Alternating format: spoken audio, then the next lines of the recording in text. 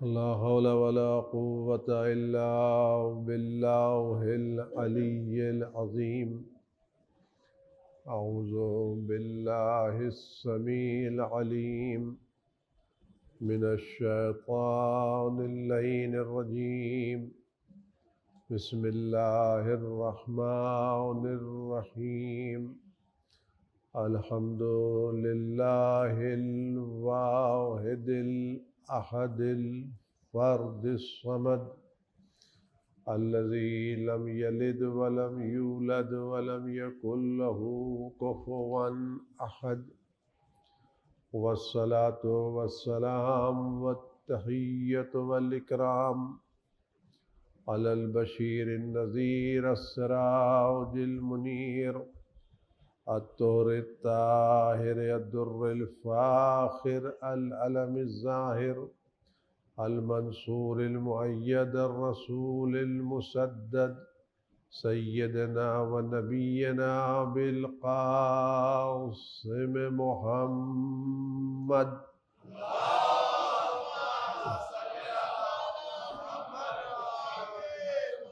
وعلى آله الطيبين الطاهرين المعصومين المظلومين الذين أذهب الله عنهم الرجس وطهرهم تطهيرا.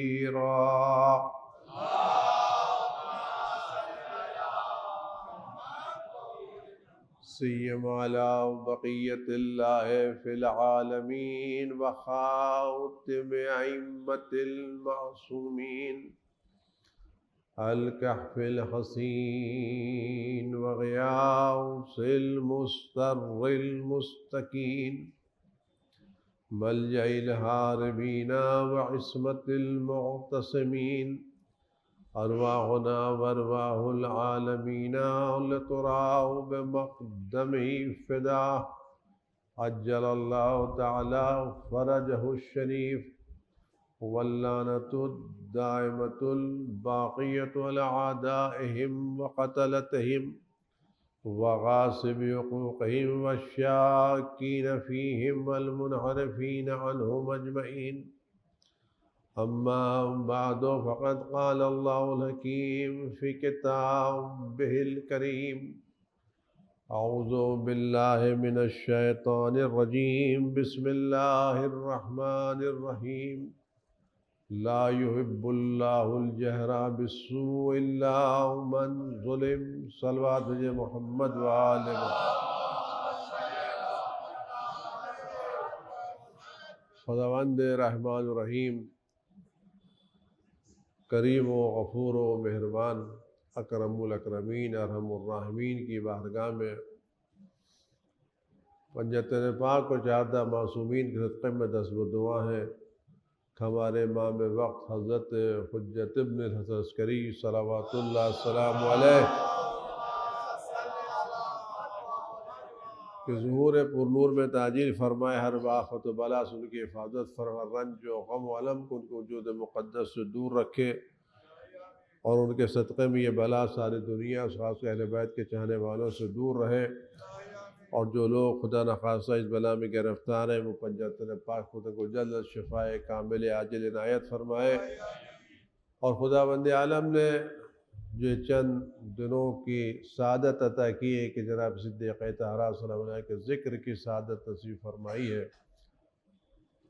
اس کی بارگاہ میں پنجتن کا واسطہ دے کے دعا کرتے ہیں چند لمحات میں شیطانی وسوسوں نفس امارہ سے محفوظ رہتے ہوئے کچھ ایسی باتیں زبان پر جاری ہو جائیں جو خدا اور رسول اور اہل بیت کی خوشنودی کا سبب ہو اور ہماری آخرت کی بہتری کا سبب ہو۔ آئیے ان سب کے لیے اپنے امام کی سلامتی کی دعا کرتے ہیں اور ان سے بہترین توفیقات کی درخواست کرتے ہیں۔ اعوذ باللہ من الشیطان الرجیم بسم اللہ الرحمن الرحیم اللہم کن لولیک الحجۃ ابن الحسن صلواتک علیہ وعلی آبائہ فی هذه الساعة وفي كل ساعة وليا وحافظا وقائدا وناصرا ودليلا وعينا حتى تسكنه أرضك طوعا وتمتعه فيها طويلا.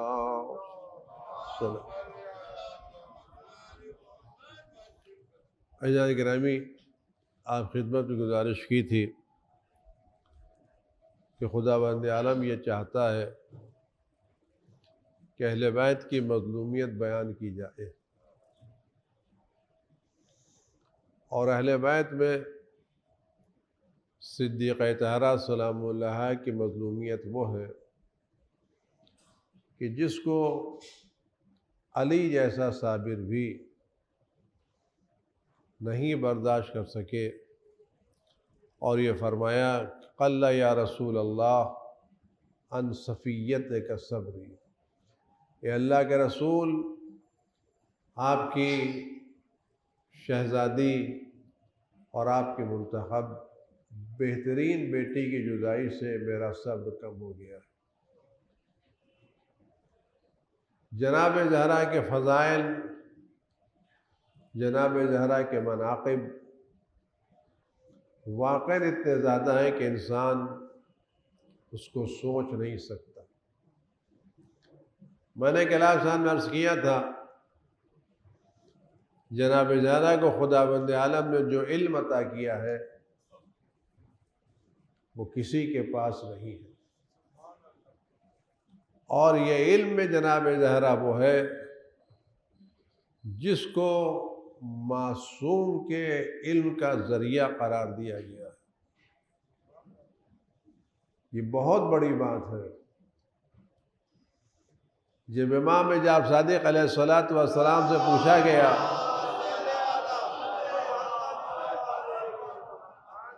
کہ آپ کے پاس یہ ہے، تو راوی نے کہا ھذا ھو العلم، قسم خدا کی یہی علم ہے۔ امام نے فرمایا اس کے علاوہ بھی ہے، اس کے علاوہ بھی، اس کے علاوہ بھی ہے، اور ہمارے پاس مصحف جناب فاطمہ زہرا سلام اللہ علیہ۔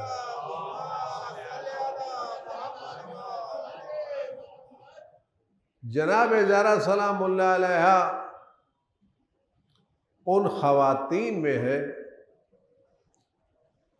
جن سے ملائکہ نے گفتگو کی ہے۔ جبریل امین جو وحی لاتے تھے، وہ وحی لانے کا سلسلہ تو رسول اللہ کی وفات کے بعد تمام ہو گیا، لیکن جبریل کے نازل ہونے کا سلسلہ ختم نہیں ہوا۔ اور جبریل کوئی معمولی فرشتہ نہیں ہے، شدید القویٰ، خداوند عالم کے قوی ترین فرشتوں میں جناب جبریل امین ہے۔ امین ہے، رسول اللہ کے قلب مطہر پر نازل ہوتے ہیں، اور سارے انبیاء کے پاس وحی لے کے آئے ہیں۔ جبریل کوئی معمولی فرشتے کا نام نہیں ہے۔ ان جبریل کے بارے میں ملتا ہے کہ جب رسول خدا کی وفات کے بعد جناب زہرا کا غم بہت زیادہ بڑھ گیا،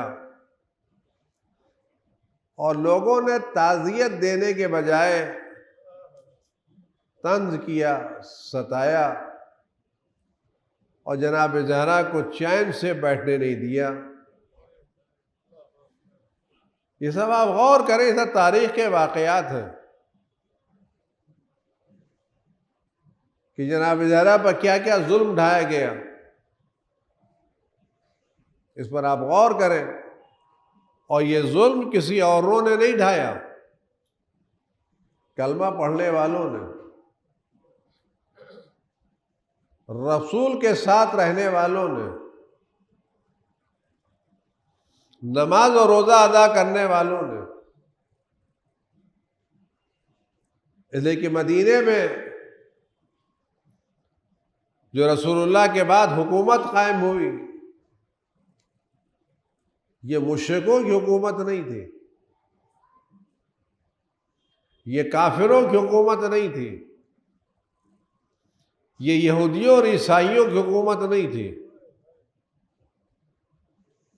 یہ حکومت ان لوگوں کی تھی جو لا الہ الا اللہ پڑھتے تھے، محمد رسول اللہ پڑھتے تھے۔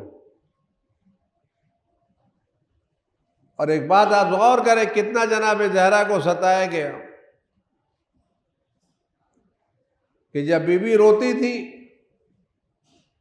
تو ان کے رونے پر پابندی عائد کی گئی، اور کہیں آپ رات میں روئیں تو ہم دن میں آرام کریں، اور دن میں روئیں تو ہم رات میں آرام کریں۔ بیوی پر جو غم تھا وہ باپ کی جدائی کا بھی تھا، سلسلے وحی کے منقطع ہو جانے کا بھی تھا، اور سلسلے نبوت کے موقوف ہو جانے کا بھی تھا، اور بیوی کی نگاہوں میں وہ مصائب تھے جو ہونے والے ہیں۔ تو جب بیوی کو گھر میں رونے نہیں دیا گیا تو وہ بھی اپنے گھر سے نکل جاتی تھی، اور فاصلے پر جہاں پر آج احد ہے، تقریباً بیوی کے گھر سے 2-3 کلومیٹر کا فاصلہ، اس سے زیادہ یہ کم ہوگا، تو وہاں بیوی تشریف لے جاتی تھی اور سید الشہداء جناب حمزہ کی قبر پر بیٹھتی تھی اور گریہ کرتی تھی۔ شام ہوتی تھی تو واپس چلی جاتی تھی۔ یہ جگہ مدینے سے دور تھی، رونے کی آواز مدینے تک آتی نہیں تھی، اور بیوی اکیلے وہاں رویا کرتی تھی۔ اب آپ ظلم دیکھیں کیا ہوا۔ وہاں ایک درخت تھا، جس درخت کے سائے میں بیوی بیٹھ جاتی تھی۔ ایک درخت تھا جس درخت کے سائے میں بیوی بیٹھ کے گریہ کرتی تھی۔ کوئی عمارت نہیں تھی، کوئی خیمہ نہیں تھا، ایک درخت تھا، بیٹھ جاتی تھی، گریہ کرتی تھی۔ ایک دن یہ بھی تشریف لے گئی تو دیکھا کہ لوگوں نے وہ درخت کاٹ دیا۔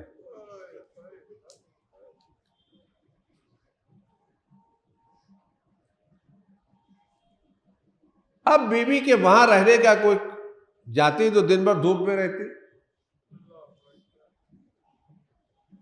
یہ ظلم تھا یا نہیں تھا؟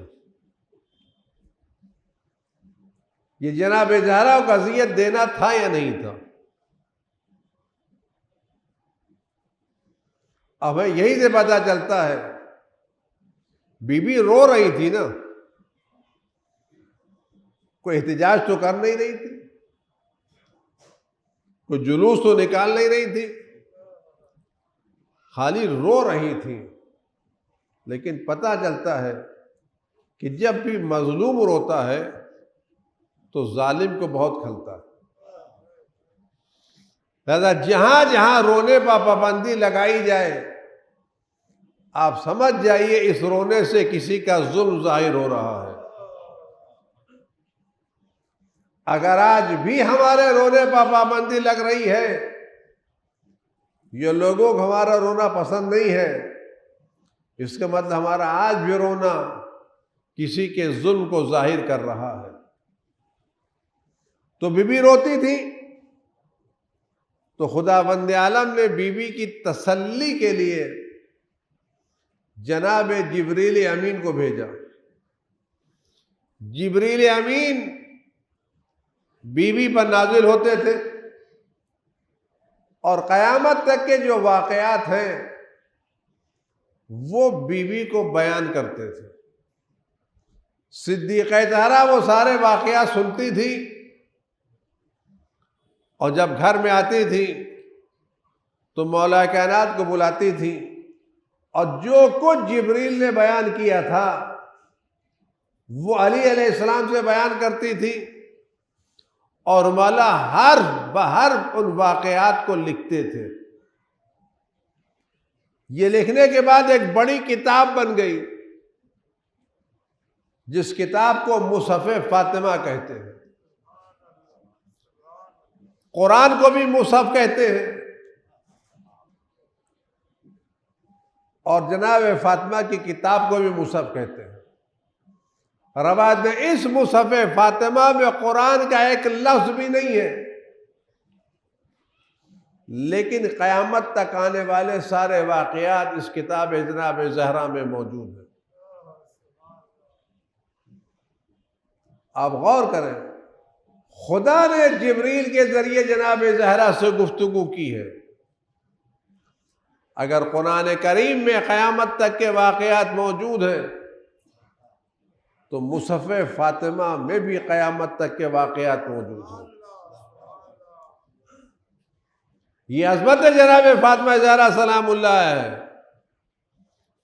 اور یہ کتاب امامت کی خصوصیات میں ہے، یعنی اس مصحف فاطمہ کو معصوم کے علاوہ نہ کوئی سمجھ سکتا ہے نہ پڑھ سکتا۔ یہ کتابیں وہ ہیں جو معصوم کے پاس بعنوان علامت امامت موجود ہے۔ آج بھی یہ کتاب فرزند زہرا حضرت حجت ابن حضرت عسکری صلوات اللہ سلام علیہ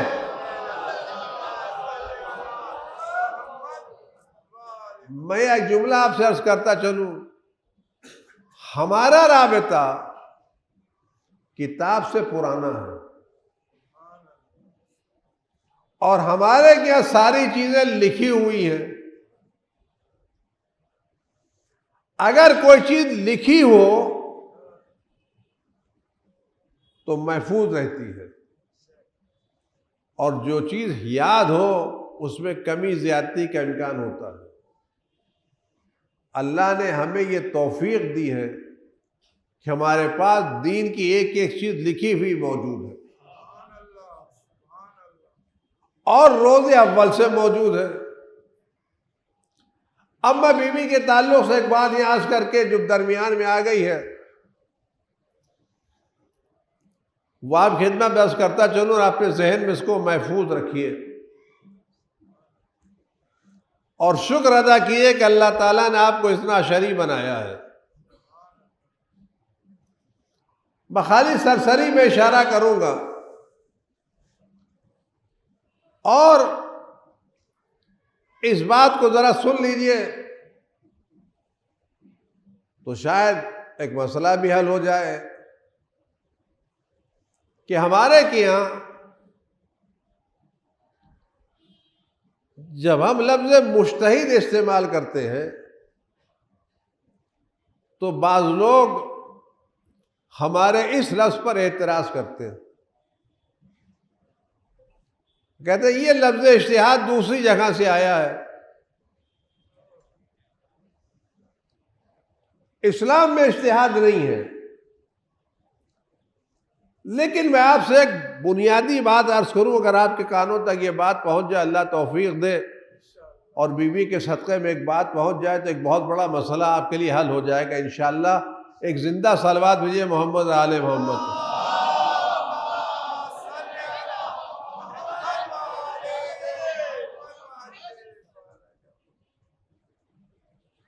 دیکھیے ایک بات اس کو سن لیں بیوی کے تعلق سے، کیونکہ اللہ نے ہمیں بیوی کی شان میں وہ علامت حقانیت دی ہے کہ اپنے مذہب کی حقانیت پر یقین رکھتے ہیں۔ وفات رسول کے بعد مسلمانوں کے ایک طبقے میں حدیثوں کے بیان کرنے پر پابندی لگا دی گئی۔ مجھے تفصیل میں نہیں جانا ہے، وقت میں نہیں ہے مجھے، اور دوسری باتیں عرض کرنا ہے اگر وہاں تک بات پہنچ جائے۔ جو حدیثیں تحریری شکل میں موجود تھیں، انہوں نے ایک صاحب نے رسول اللہ صلی اللہ علیہ وآلہ وسلم کی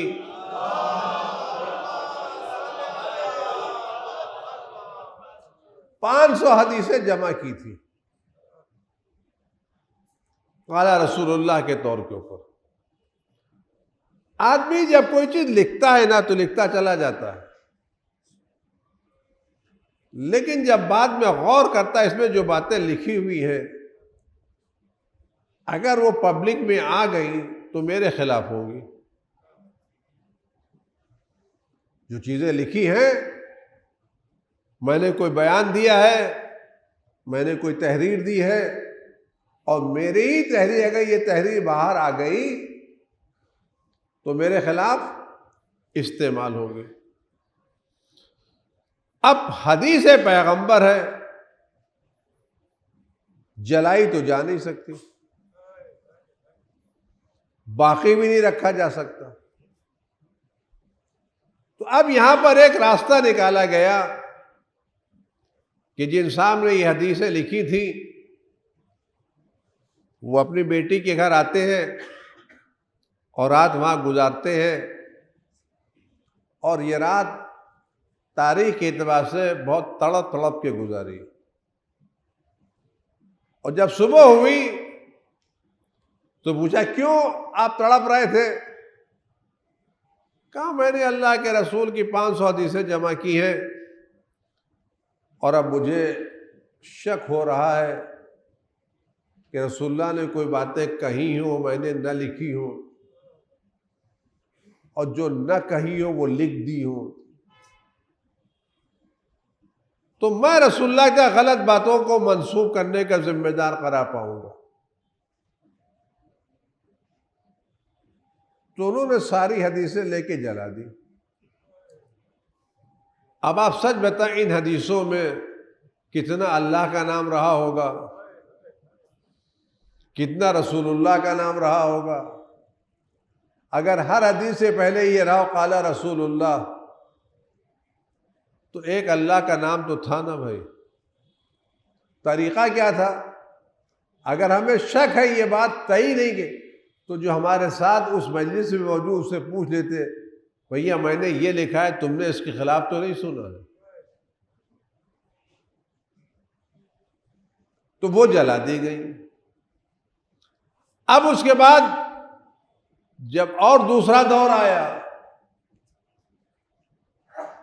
تو اصحاب اس زمانے میں اصحاب کے پاس حدیثیں لکھی ہوئی موجود تھیں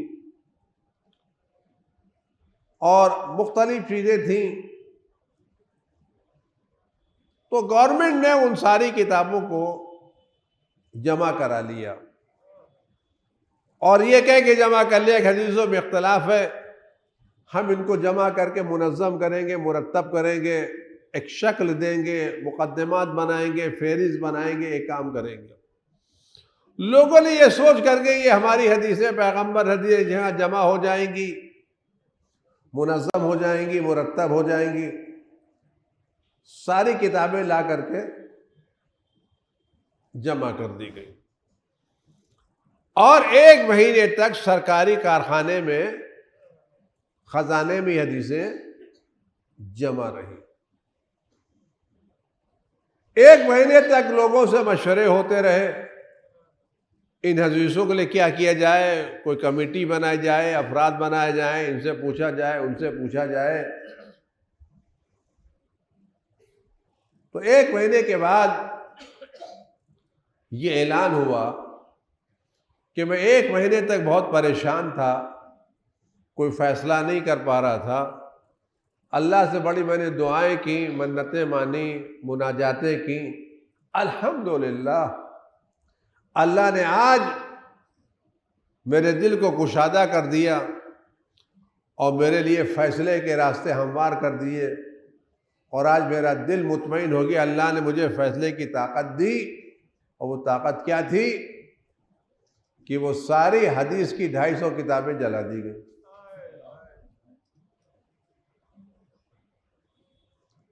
آپ ہماری کتابوں میں نہیں، ان کی کتابوں میں جا کے پڑھ لیجیے. اس کے بعد سے لے کر کے 90 سال تک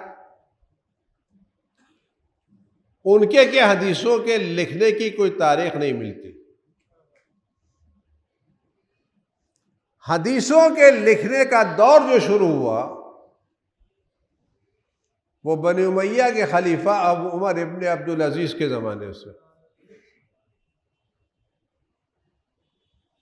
اس دور میں شروع ہوا، اور جب یہ حدیث لکھنے کا دور شروع ہوا تو 2 ہی 3 صحابی موجود تھے، بقیہ جنہوں نے سنی تھی وہ دنیا سے رخصت ہو چکے تھے، اور جس کو یہ ذمہ داری دی گئی تھی اس نے پوری کرنے سے پہلے دنیا چھوڑ دی۔ اب میں ایک بات آپ سے عرض کر رہا ہوں، اور دیکھیں اہل بیت کا دامن چھوڑنے کا نتیجہ کیا ملا۔ اہل بیت کو لوگوں نے گھر میں بٹھا دیا، جو حدیث پیغمبر لکھی ہوئی تھی وہ جلا دی گئی، جو لوگوں کے ذہنوں میں تھی ان کے بیان کرنے پر پابندی عائد کر دی گئی۔ لوگوں کے درمیان کیا چیز تھی؟ قرآن۔ اب روزمرہ کے جو مسائل آتے رہے وہ مسائل کس سے دریافت کیے جائیں؟ چونکہ قرآن میں سارے مسائل موجود تو ہیں، لیکن قرآن کے سمجھنے کی کنجی اللہ نے ہر ایک کو نہیں دی ہے۔ خدا نے اگر قرآن میں ہر خشک و تر بھر دیا ہے، اور یقیناً ہے، تو اس کی کنجی اللہ نے علی کو دی، اہل بیت کو دی ہے۔ بقیہ کسی کے پاس کل قرآن کا علم نہیں ہے، تو جن کے پاس کل قرآن کا علم تھا ان کو سائڈ میں کر دیا گیا، اور جن کو میدان میں لایا گیا وہ قرآن سے واقف نہیں تھے۔ اب روزمرہ کے مسائل شروع ہوئے۔ اب جب روزمرہ کے مسائل شروع ہوئے تو اہل بیت کے پاس جانا نہیں تھا، تو اب وہاں سے اجتہاد کا دروازہ کھلا۔ اور یہ بات آپ غور کریں، تاریخ میں پڑھ لیں کہ ان کے کیا جو چاروں امام گزرے ہیں اور جو حدیث کی کتابیں لکھی گئی ہیں، اس کو آپ غور کریں گے۔ میرے پاس وقت نہیں، ورنہ میں آپ کے سامنے حوالے کے ساتھ بات کرتا، اگر وقت ملے گا تو عرض کروں گا کہ جتنی حدیث کی کتابیں ان کے کیا لکھی گئی ہیں، معتبر کتابیں ہیں۔ جن کتابوں کو یہ لوگ صحیح کتابیں کہتے ہیں، یہ ساری صحیح کتابیں بعد میں لکھی گئی ہیں، اور فتوے کی کتاب پہلے آئی ہے۔ ان کے جو 4 امام گزرے ہیں، ان 4 اماموں کی وفات صحیح بخاری کے لکھنے سے پہلے کی ہے، اور حدیث کی کتابیں بعد میں آئی ہیں۔ فتوے پہلے آئے ہیں اور کتابیں بعد میں آئی ہیں۔ اب آپ سچ بتائیں، جب حدیثیں موجود نہیں تھیں تو جو فتوے دیے گئے کس بنیاد پر دیے گئے؟ اور کس نے یہ اختیار دیا فتویٰ دینے کے لیے؟ خدا پیغمبر سے کہہ رہا ہے، اگر آپ نے اپنی طرف سے کوئی بات بیان کی تو ہم آپ کی گرفت کریں گے۔ لو تقول علینا بعض الاقاویل، اگر آپ نے ہماری طرف ذرا سے بھی الٹی سیدھی نسبت دی تو ہم آپ کی گرفت کریں گے۔ پیغمبر فرما رہے ہیں کہ میں اپنی طرف سے قرآن میں ایک لفظ بھی تبدیل نہیں کر سکتا۔ تو جب خدا نے پیغمبر کو اپنی طرف سے کوئی چیز کہنے کی اجازت نہیں دی تو کس طرح سے لوگوں نے اپنی طرف سے دین کے احکام بیان کیے؟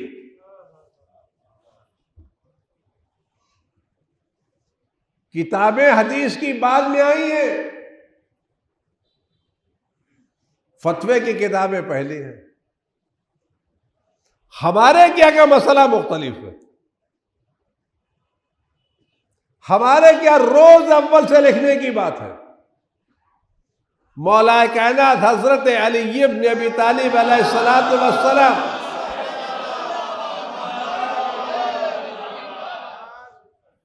فرماتے ہیں کہ جب اللہ کے رسول بات بیان کرتے تھے تو بہت سے اصحاب کو پیغمبر کی باتیں سمجھ میں نہیں آتی تھی، اور اتنی ہمت بھی نہیں تھی، پوچھ لیتے، انتظار کرتے تھے کوئی باہر سے کوئی عرب آئے اور وہ سوال کرے تو ہمارا مسئلہ لیکن میں روزانہ رسول اللہ سے اکیلے میں 2 مرتبہ ملاقات کرتا تھا، میں روزانہ 2 مرتبہ ملاقات کرتا تھا، اور اللہ کے رسول نے مجھ سے فرمائی علی جو کچھ میں بتا رہا ہوں وہ لکھ لو۔ تو میں نے اللہ کے رسول سے عرض کی، اللہ کے رسول جب سے آپ نے میرے لیے دعا کی ہے میں نہ بھولوں، میں ایک لفظ بھی نہیں بھول رہا ہوں، یہ آپ کیوں لکھنے کی بات کہہ رہے ہیں؟ کہ علی میں اس لیے کہہ رہا ہوں کہ یہ تمہارے بعد جو میرے خلفاء آئیں گے ان کے لیے لکھو۔ علی علیہ السلام نے رسول اللہ کا ایک ایک جملہ لکھا ہے، اور اللہ کے رسول نے قیامت تک کی ساری باتیں علی کو بیان کی ہیں، اور یہ کتاب علی آج بھی امام کے پاس موجود ہے۔ اس کتاب کے بارے میں امام معصوم کا قول یہ ہے، غور کریں آپ، ہماری فقہ اور ان کی فقہ کا فرق سمجھیں۔ ان کے کیا کتابیں بعد میں لکھی گئی ہیں، فتوے پہلے آئے ہیں، ہمارے کیا مطلب کتابیں پہلے موجود ہیں۔ اور کیسی کتاب؟ مولا معصوم فرماتے ہیں اس کتاب علی میں اتنی جزئیات موجود ہیں، اگر کسی کے رخسار پر خراش بھی آ جائے تو اس خراش کا حکم بھی اس کتاب میں موجود ہے۔ اب آپ سچ بتائیے، جن کا دین لکھی ہوئی چیزوں پر مبنی ہو وہ معتبر ہے، یا جن کا حافظے پر مبنی ہو وہ معتبر ہے؟ سلام۔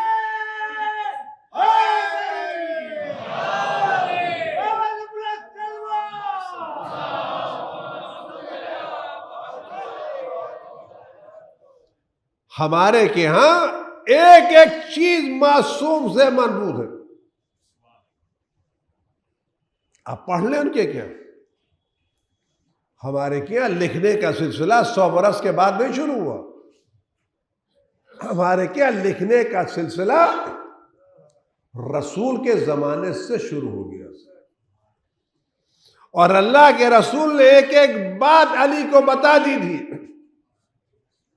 اور یہ کتاب علی آج بھی امام کے پاس موجود ہے۔ اور جب اماموں سے پوچھا جاتا تھا آپ نے یہ بات کہاں سے بیان کی، فرماتے تھے یہ بات کتاب علی میں لکھی ہوئی ہے، یہ بات کتاب علی میں لکھی ہوئی ہے۔ ایسی کئی کتابیں رسول اللہ کی لکھی ہوئی ہمارے پاس موجود ہیں، اور انہی کتابوں کی بنیاد پر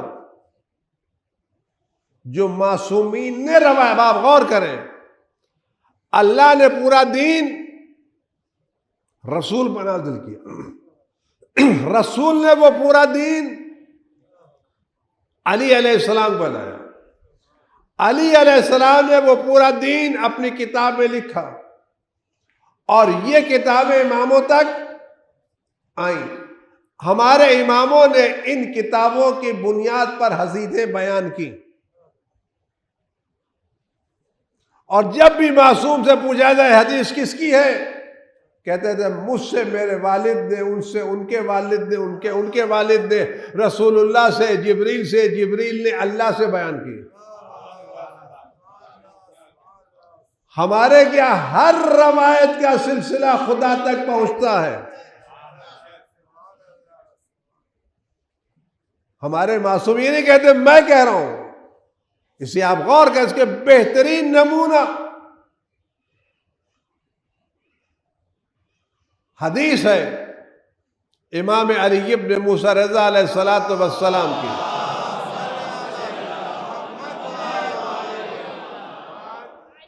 اور اس سلسلے کو دیکھیں آپ، ہمارے کیا جو روایتوں کا سلسلہ ہے وہ کتنا معتبر ہے۔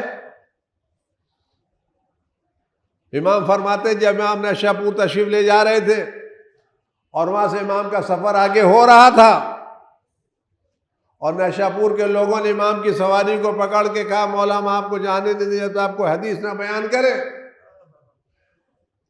تو مولا محمل پر بیٹھے ہوئے تھے، مولا نے یہ کہا میں یہ کہتا ہوں، کہا نہیں۔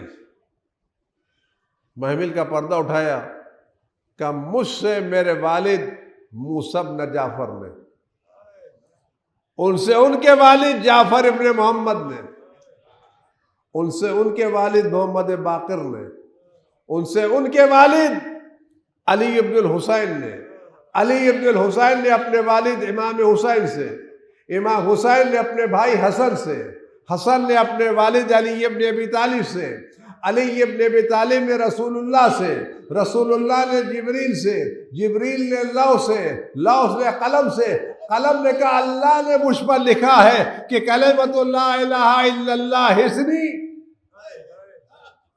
یہ لا الہ الا اللہ کا کلمہ میرا قلعہ ہے، جو اس میں داخل ہو گیا وہ عذاب سے محفوظ ہو گیا۔ تو معصوم نے روایت کہاں پہنچائی؟ خدا تک پہنچائی۔ یعنی ہمارے کیا جو روایتیں آ رہی ہیں وہ بیچ سے کٹی ہوئی روایتیں نہیں ہیں، یہ روایتیں وہ ہیں جن کا سلسلہ سند معصوم سے خدا تک پہنچتا ہے۔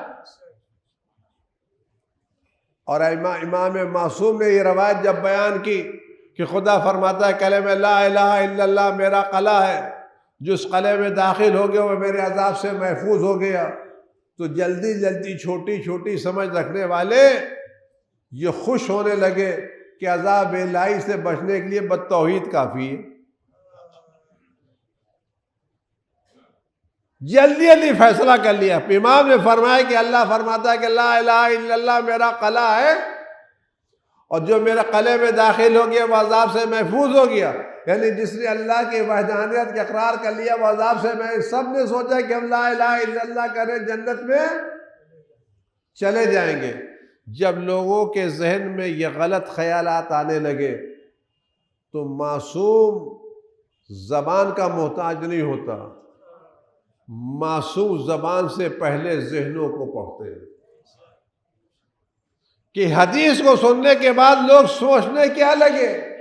جیسی لوگوں کے ذہن میں یہ خیال آیا کہ صرف توحید نجات کے لیے کافی ہے، امام نے محمل کا پردہ اٹھایا، فرمایا لیکن بشروطہا، کچھ شرطوں کے ساتھ توحید بچائے گی، اور ان شرطوں میں ایک شرط میں بھی ہوں۔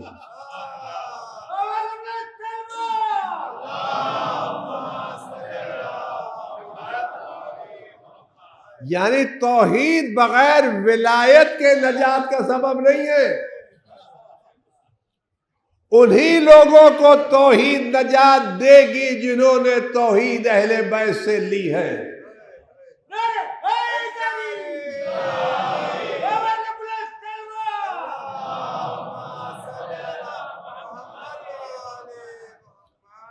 تو معصوم نے یہ روایتیں کہاں سے بیان کی؟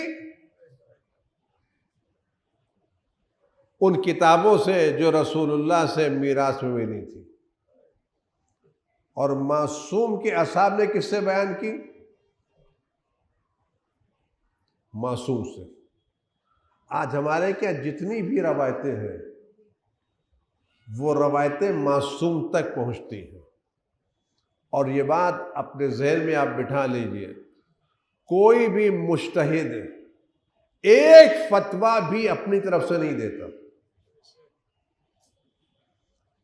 ہم خالی توضیح مسائل دیکھتے ہیں، ظاہر توضیح مسئلہ کہ مسلم لکھا ہے فارسی میں لہذا ان کا کوئی نہیں۔ ہر ایک فتوے کے پیچھے معصوم کی دلیلیں ہیں۔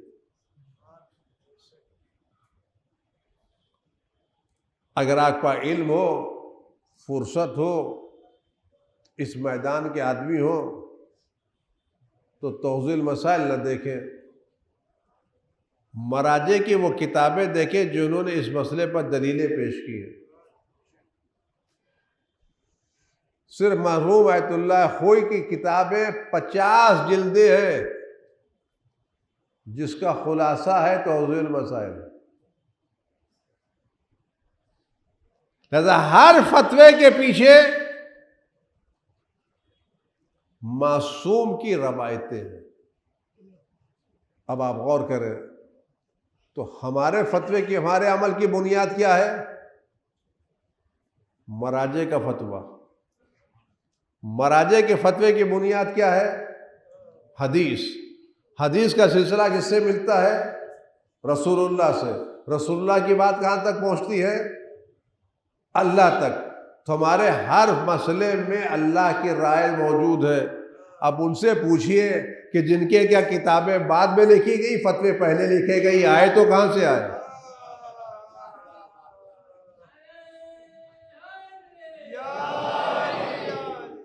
آپ پوچھئے جا کر کے،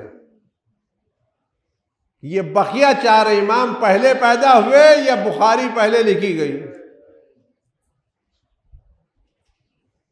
تو جس وقت فتوے دیے جا رہے تو کتابیں تو موجود ہی نہیں تھیں۔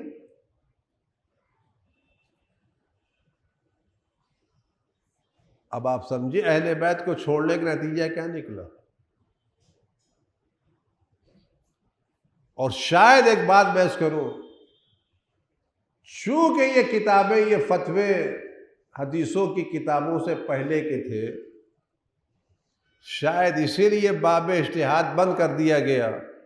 اب لوگوں کو فتوے حدیث کے مطابق دینا پڑیں گے، اور جب فتوے حدیث کے مطابق نہیں ملیں گے تو بہتوں کی مشکلات آئیں گی کہ یہ سلسلہ ہی بند کر دو۔ ہمارے کیا مسئلہ یہ نہیں ہے، اور آج بھی ہمارے کے ہاں خدا کا شکر ہے ہم ایک ایسا امام رکھتے ہیں جس کا رابطہ آج بھی اللہ سے برقرار ہے۔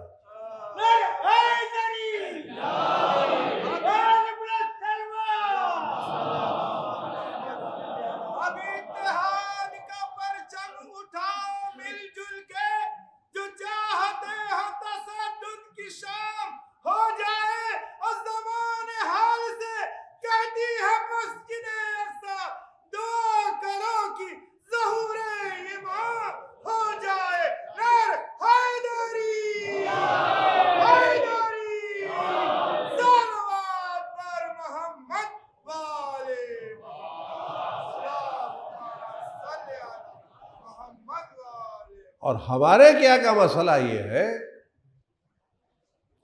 اگر معصومین نے اپنے راویوں کو، اپنے علماء کو، حدیث بیان کرنے والوں کو لوگوں کے درمیان فتویٰ دینے کی اجازت دی ہے تو ان کی رہنمائی بھی قبول کی ہے، چھوڑا نہیں ہے۔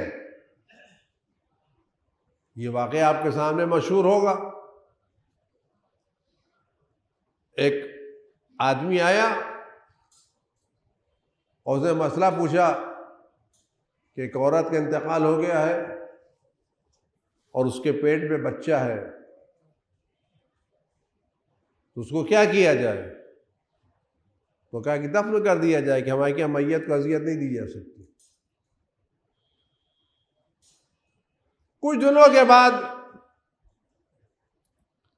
ایک صاحب آئے اور ان کے ہاتھ میں ایک چھوٹے سے بچے کی انگلی تھی، پکڑ کے لائے۔ وہ بزرگ نے فتویٰ دیا، ان کے پاس سلام کیا، کہا کہ یہ کون ہے؟ کہ یہ آپ کے فتوے کی بنا پر ہے۔ کہا کون؟ کہا آپ کو یاد ہے کہ ہم آئے تھے آپ سے مسئلہ پوچھنے کے لیے کہ خاتون کا انتقال ہو گیا ہے اور اس کے پیٹ میں بچہ ہے، تو آپ نے کہا تھا دفن کر دیا جائے۔ کہاں فتویٰ تو یہ کیسے؟ کہا جب ہم آپ سے فتویٰ لے کے جا رہے تھے تو راستے میں ایک آدمی آیا اور انہوں نے کہا کہ مولانا نے بھیجا، یہ کہا کہ نہیں، عورت کا پیٹ چاک کر کے بچے کو نکال لو اور بچے کو، ماں کو دفن کر دو۔ کہا میں نے تو نہیں بھیجا تھا۔ تو پتہ چلا جس نے ذمہ داری دی تھی اس نے اصلاح کا بھی بیڑا اٹھایا۔ آپ سچ بتائیں، ایسا امام کس کے پاس ہے؟ ایسی رہنمائی کرنے والا امام کس کے پاس ہے؟ حضرات جو کچھ بھی ہمارے پاس فتووں کی شکل میں ہے، آپ یقین جانیے ان کے پیچھے روایتیں ہیں، دلیلیں ہیں، اور یہ باتیں ہر ایک سے بیان نہیں ہوتی۔ اگر آپ کسی ڈاکٹر کے پاس جائیں، دیکھیے بات ہے اس بات تمام صاحب کی چند فقرے سن لیں گے آپ تاکہ بات تمام ہو جائے۔ اگر آپ کسی بیمار کو کسی ڈاکٹر کے پاس لے کے جائیں تو ڈاکٹر دوا بتا دیتا ہے، کام ہو جاتا ہے۔ اگر آپ اس سے تفصیلات پوچھنا چاہیں تو کیا آپ کی سمجھ میں آئے گی؟ آپ بیمار بن کے گئے ہیں، ڈاکٹر کو دکھایا، اس نے دوا دیکھی، ٹیسٹ دیکھا، حالات دیکھے کہ دوا لے کے چلی آئیے۔ اگر آپ اسے پوچھیں ڈاکٹر صاحب یہ دوا آپ نے کیوں لکھی، وہ دوا کیوں لکھی، وہ دوا کیوں لکھی، تو کیا آپ کے سمجھ میں آئے گی بات؟ آپ کو نہیں آئے گی نا۔ لیکن اگر یہی بات کوئی ڈاکٹر پوچھے تو وہ پھر تفصیل نہیں بیان کرے گا کہ میں نے یہ دوا اس بنیاد پر دی۔ تو ایک ڈاکٹر دو سے الگ الگ طرح کی باتیں بیان کرتا ہے۔ جو عوام الناس ہے ان کو دوا دیتا ہے، جو اس کے سطح کے ہیں ان کو وجہ بیان کرتا ہے۔ اگر آپ اس کو دیکھیے تو کہا اس سے تو دوا بتائی، اس سے وجہ بتائی، کہ یہ الگ الگ، کہا الگ نہیں ہے، سطحیں الگ ہیں۔ عوام الناس پوچھیں گے تو دوا بتائیں گے، ڈاکٹر پوچھے گا تو وجہ بتائیں گے۔ معصوم کی روایتیں بھی اسی طرح سے ہیں۔ جب عوام الناس پوچھتے تھے تو فتویٰ بتاتے تھے، جب پڑھے لکھے پوچھتے تھے تو وجہ بتاتے تھے۔ جو پڑھے لکھے تو ان سے بتاتے تھے یہ کیوں۔ جب کسی نے امام سے پوچھا مولا سارے لوگ تو پورے سر کا مسح کرتے ہیں، آپ نے یہ سرا سے سر کے مسح کی بات کہاں سے نکالی؟ آپ دیکھیں علم امام نے یہ نہیں فرمایا میں کہہ رہا ہوں نا، یہ ہم لوگ کی بات ہے، میں یہ ہمارا کام ہے۔ امام کیا میں نہیں ہوتی۔ جب آدمی زیادہ میں کرنے لگتا ہے تو انسان کی زبان کم ہو جاتی، جانور کا لہجہ زیادہ ہو جاتا ہے۔ یہ میں کوئی اور کرتا ہے۔ تو سوچا مولا یہ سب تو کہتے ہیں پورے سر کا مسح، یہ آپ نے کہا ذرا سا مسح کر لو، یہ کہاں سے نکالا آپ نے؟ تو امام نے جملہ فرمایا لمکان البا، ایک جملہ کا سوچا کہاں کہ وَامْسَحُوا بِرُءُوسِكُمْ، یہ جو رؤوس یعنی سر سے پہلے ذرا سا بے لگا ہوا ہے، یہ بِرُءُوسِكُمْ، یہ بے جو بتا رہا ہے کہ پورے سر کا مسح نہیں کرنا ہے، باز کا مسح کرنا ہے۔ تو یہ بے کے نقطے کو وہی سمجھے گا جو نقطے کا ایمان رکھتا ہوگا۔ اور جن لوگوں نے نقطے کو بھلا دیا وہ پورا سر دھو رہے ہیں، اور جو نقطے سے وابستہ ہے وہ صحیح مسح کر رہے ہیں۔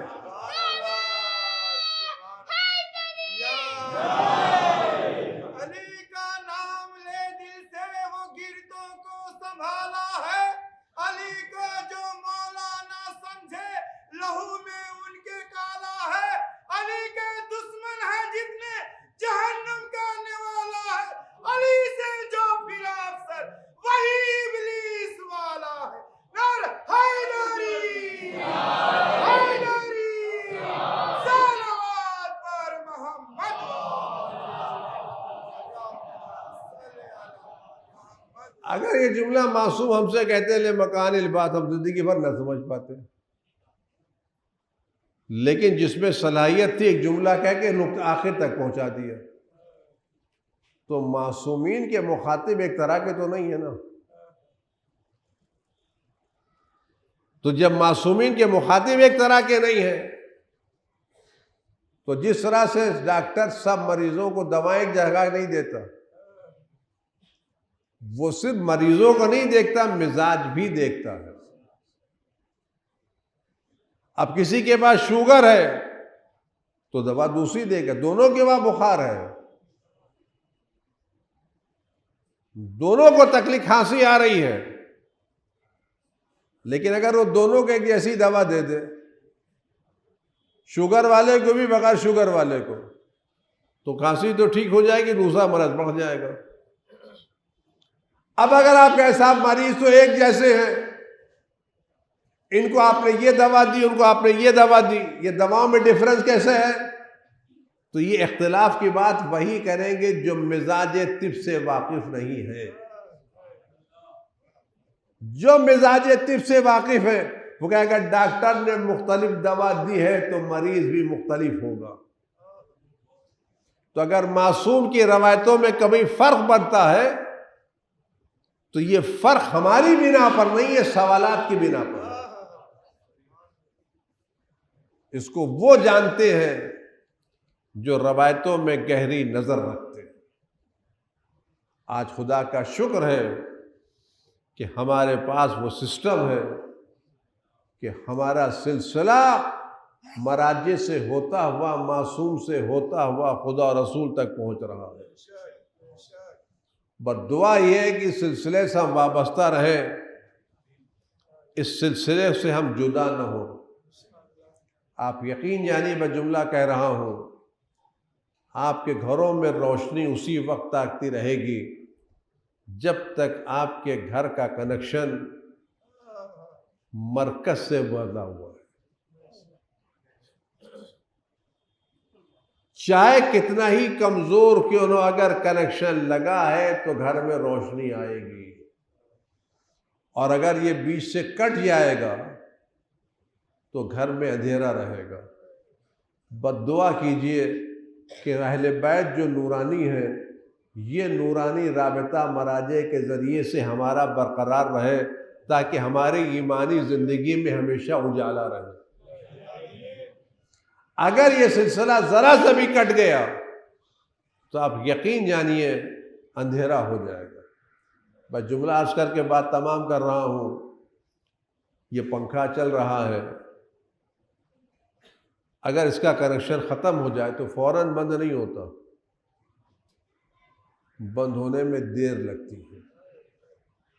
تو اگر کنیکشن کے بعد کنیکشن کٹا ہونے کے بعد چل رہا ہے تو اس کا مطلب نہیں یہ اپنے بلبوتے پر چل رہا ہے، تھوڑی دیر کے بعد رک جائے گا. یہ مسلسل اسی وقت تک چلے گا جب تک اس کا رابطہ مرکز سے رہے گا. تو اگر ذرا سے بھی ہمارا رابطہ مرجعیت سے چھوٹے گا تو کچھ دنوں تک تو کاروبار چل جائے گا، لیکن بقیہ دنوں تک یہ بات چلے گی نہیں. لہذا کوشش کیجیے اپنے کو اس دروازے سے وابستہ رکھیے تاکہ ہمارا سلسلہ برقرار رہے، اور اسی سلسلے کی طرف ہمیں کوشش کرنا چاہیے. اور بیوی نے جان شہادت اسی سلسلے کی خاطر دی تھی. آج بیوی کا احسان ہے ہماری شخص دین پر. بات تمام ہے، میں نے کل عرض کیا تھا، آج پھر دوہرا رہا ہوں.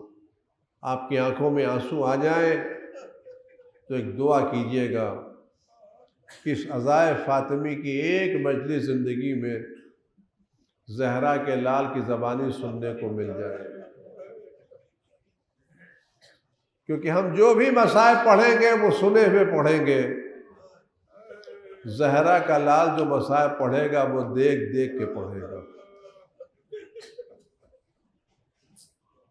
یہ مہدی وہ ہے جن کی خاطر زہرا نے شہادت قبول کی ہے. اور بعض روایتوں میں نے دیکھا تو نہیں، سنا ہے کہ بی بی جب گر رہی تھی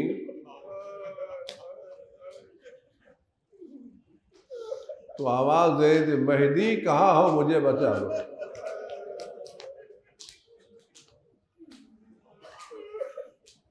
عزادارو چند فقرے آپ سن لیں اور دیکھیں جناب سیدہ کا احسان ہمارے اوپر کتنا ہے. آپ اس بات کو تصور کریں جب جناب زہرا دروازے کے پیچھے کھڑی تھیں اور چھوٹے سے گھر میں آگ کا دھواں بھرا ہوا تھا. علی رسول اللہ کے وصیت کے مطابق خاموش بیٹھے تھے. واقعی اس علی کے صبر کی بات کریں. اگر آج ہمارے گھر میں ہمارے گھر کی خاتون پر کوئی آدمی حملہ کرے تو ہم سے برداشت نہیں ہوتا. لیکن بات سے بات نکلی ہے کچھ لوگ اس بات کو کہ علی نے خاموشی کیوں اختیار کی. ہو نہیں سکتا کہ علی کی موجودگی اتنا بڑا حملہ ہو جائے. عزیزو بات سمجھے کہ زہرا نے کتنا بڑا کام کیا ہے. جس وقت لوگ جناب زہرا کے دروازے پر لکڑیوں اور آگ لے کے آئے، اگر علی علیہ السلام نکلتے تو کیا ہوتا؟ اس کو سوچ لیں آپ. دو حال تھا، یہ علی علیہ السلام تلوار لے کے نکلتے یا مولا خالی ہاتھ نکلتے. اگر علی علیہ السلام تلوار لے کے نکلتے تو لوگ کہتے کل تک دوسروں کو مار رہے تھے، آج ہم پر تلوار چلا رہے ہیں. ہم تو بات کرنے کے لیے آئے تھے، آپ تلوار لے کے نکلے ہیں. تو یہ اعتراض کرتے. اور اگر علیہ السلام اکیلے نکلتے بغیر تلوار کے تو وہ جو مجمع کھڑا ہوا تھا، اگر وہ مجمع علی پر حملہ کر دیتا اور علی سے اپنے بزرگوں کا بدلہ نکال لیتا اور علی شہید ہو جاتے تو بات کیا بنتی؟ علی شہید ہو جاتے، حسن حسین شہید ہو جاتے، سلسلہ امامت منقطع ہو جاتا، دین کا سلسلہ ختم ہو جاتا. جناب زہرا نے اس بات کو محسوس کیا کہ اگر علی تلوار لے کے نکلیں گے تو بھی مشکل ہے، بغیر تلوار لے کے تو بھی مشکل ہے. کہ یا علی کل تک میرے باپ کو آپ نے بچایا تھا، جب میرے باپ پر قاتلوں نے حملہ کیا تھا بستر پر آپ سوئے تھے میرے بابا کو بچانے کے لیے. آج آپ پر حملہ ہو رہا ہے، میری ذمہ داری میں آپ کو بچاؤں. کل آپ نے رسالت کی حفاظت کی تھی، آج میری ذمہ داری امامت کی حفاظت کروں. عزادارو زہرا دروازے پر آگے اور سارے منصوبوں کو ناکام کر دیا. بس چند فقرے آپ سن لیں. جب زہرا کے اوپر دروازہ گرا دیا گیا اور زہرا زمین پر گر گئی، میں یہ جملہ کیسے عرض کروں اگر آپ تک پہنچ جائے، امام وقت تک جملے پہنچ جائے کہ چھوٹا سا دروازہ تھا، دروازہ گر گیا، زہرا نیچے آئی. اور اب جب لوگ گھر میں داخل ہوئے تو اغل بغل سے چل کے نہیں گئے، اسی دروازے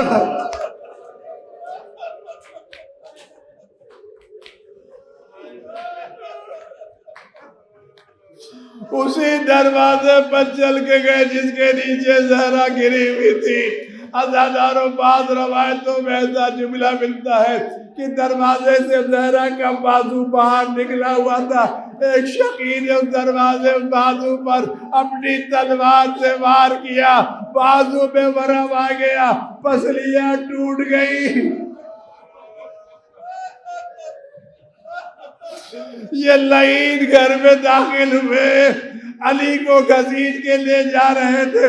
بعض روایتوں میں ملتا ہے کہ جیسی علی کو لے جا رہے تھے، زہرا نے ہاتھ بڑھا کر کے علی کا دامن پکڑ لیا، علی کو جانے دے دیا.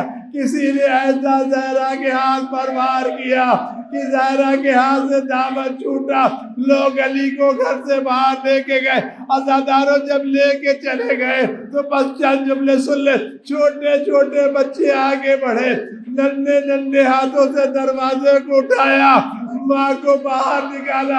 اب جو زہرا باہر آئی، نہ پہلو دیکھا نہ بازو دیکھا، پوچھا علی کہاں ہے، علی کہاں ہے؟ کبھی بھی لوگ علی کو پکڑ کے لے گئے، اسی حالت میں سر پر دقا پہنا مسجد میں آئی کہ علی کو چھوڑ دو ورنہ سر کے بال بکھیرے دیتی ہوں، علی کو چھوڑ دو سر کے بال بکھیرے۔ ابھی زہرا نے جملہ کہا تھا کہ آثار قیامت نمودار ہوئے، لوگوں نے گھبرا کے علی کو چھوڑ دیا۔